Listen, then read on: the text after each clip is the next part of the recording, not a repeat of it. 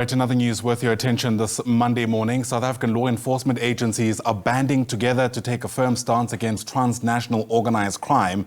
In fact, a 5-day meeting will be held in Pretoria. We've just heard from a number of these officials, and watching that story for us is our senior reporter, Chriselda Lewis, who joins us now live. And Chriselda, it's a multiplicity of issues that these officials have to tackle over the next 5 days. We heard from police, the BMA, and in fact, the Hawks.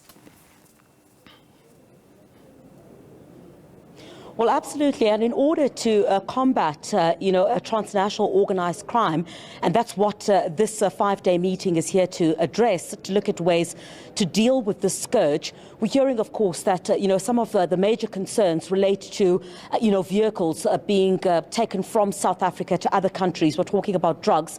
We're talking about human trafficking. These are some of the issues that, police are grappling with. And it's going to need a multi-pronged approach, as you heard at that press briefing. It's going to need the Border Management Authority. It's going to need the South African Police Service. It's going to need, other countries to also come on board. We heard, in fact, from the Police Commissioner that while some countries have come on board, to try and assist, because some of these cross-border crimes, you would need to be in conversation with other countries in order to get some kind of assistance if you're going to be able to deal with some of these aspects as well. So it's going to be a 5-day meeting. We're not going to be part of some of the sessions, of course, as they try to map up what needs to be done to address some of these challenges that we speak about. But I want to bring in the head of the Hawks, General Godfrey Lebeya, to speak about how important this particular meeting is, and some other issues as well. General, thank you very much indeed for your time. I do appreciate it. I mean, the importance of this meeting in terms of addressing, transnational organised crime, it's quite a multi-pronged approach, and you're a critical part of that in ensuring that, those who are involved in this kind of deep organised crime are brought to book. Yes, it is indeed important that we come and develop this strategy, because as you will appreciate that organised crime will normally start in the country at local level. We will be dealing with syndicates that are operating locally. But there are also those syndicates that operate across national borders. That is the kind of crimes that we are talking about. So today's session, which starts today for the coming 5 days, will be focusing on how do we approach to deal with this transnational organized crime. It is actually following on the approval of the SADC strategy on dealing with transnational organized crime. So based on this, there are certain types of crimes that have been categorized into 7 different groupings. Those are the groupings that actually form transnational organized crime. We have been dealing with most of this, but obviously, as you shall appreciate, is that the strategy, the SADC strategy, was approved later in 2021, whereas we have started in 1998 to deal with organized crime. Among those are inclusive of transnational organized crime. As the National Commissioner shall have already indicated, that there are certain types of crimes that come high when it comes to transnational organized crime, especially in the region. You speak of the challenge of drugs. It's not only in the region. I think that it comes from all the various corners of the globe, if you may say it in that way. You speak of motor vehicles, which obviously it may be restricted to the region, because you will not be taking a vehicle across the ocean, although there are those incidents that have happened in the past.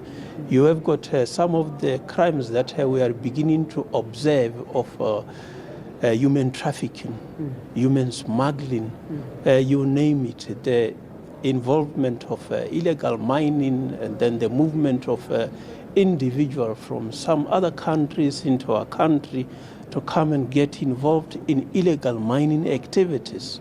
So that you call part of transnational organized crime. You speak of cash in transit robbery, which appear to be localized. But in those incidents, you also find some of the individuals that are not coming from the country, that are coming from elsewhere. And the weapons that they are using, some of them come from across the national borders. So that, I think, we have got to develop that strategy to ensure that we are not only dealing with those who are operating in the country, but also those who are operating in more than one country. Yeah. General, I don't want to bring you into politics, but of course, we've heard some reports, and of course we know that there is a certain political party that has opened a case against AfriForum. I understand it to be high treason. Can you confirm that for me? Are you investigating that? Yes, indeed we are apolitical. But when it comes to the complainant, we also don't discriminate whether a complainant belongs to a political party or not. So there are 4 dockets that have been opened by different people, maybe from different political parties, that concern some individuals that may have crossed the border to go and communicate some of the things that are perceived to be in the direction of high treason. I don't think it's incorrect for us to say AfriForum. No, I don't want to mention the names of organization, but as you correctly say, there are some organizations that are suspected to be involved, but certain complainants have indicated that this and that organization seems to be the ones that are actually advocating something that appear to be high treason. We are investigating, it's at the initial stage of the investigation. Those type of crimes, you need to be careful in the way in which you collect that evidence. So while it's still at that initial stage of investigation, we could not rule out the possibility of arrests. When the time comes, at the conclusion of the investigation, the National Prosecuting Authority will determine as to whether with what we have collected is sufficient for anyone to be secured before court. On our own, we do not just go and arrest, and then when we arrive at court, we find that, no, there is nothing that these individuals have to answer. So we are working closely with the National Prosecuting Authority to check as to whether the content of the affidavits that we shall have put together, as well as other material evidence, is sufficient for the NPA to make a decision to proceed with the prosecution. And if it is so, indeed, if that evidence then points to any acts of high treason, I guess, then of course, based on that, that's what you're saying, based on that, then arrests would be affected. Yeah, if there is evidence and then the National Prosecuting Authority direct that we need to secure the attendance of the accused, we don't discriminate. Anyone who commits crime must know that we will be doing that without fear, favor, or prejudice. 4 dockets being opened. General, thank you very much indeed. We do appreciate your time. General Godfrey Lebeya, who is the head of the Hawks, talking to us about this transnational organised crime conference, if I may, that is taking place here in Pretoria, of course, to address some of the key issues pertaining to organised crime, crimes that continue to be a scourge.